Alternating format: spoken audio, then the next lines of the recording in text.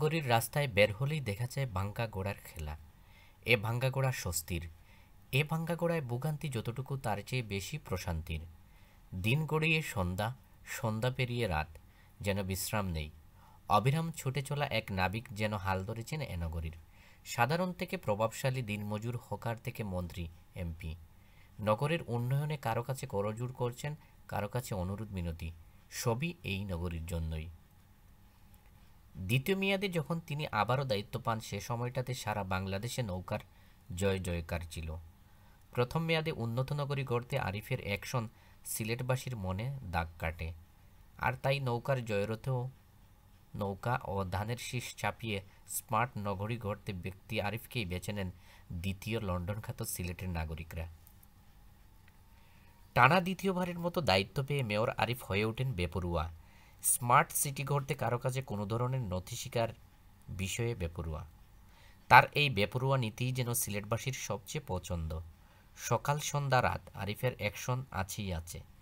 কখনো বা গভীর রাতে বিভিন্ন হোটেলে অভিযান, ফুটপাত হকার মুক্ত রাখতে সকাল বিকেল অভিযান, সিসিকের 100 কোটি টাকার উপরে বকেয়া বিল আদায় অভিযান, নগরীতে অবৈধ স্থাপনায় অভিযান, ছড়াখাল উদ্ধারে অভিযান, রাস্তা প্রশস্তকরণে অভিযান, যানজট জলাবদ্ধতা দূরীকরণ সহ নানা নাগরিক ভোগান্তিতে আরিফের প্রত্যেক দিন অভিযান চলছেই।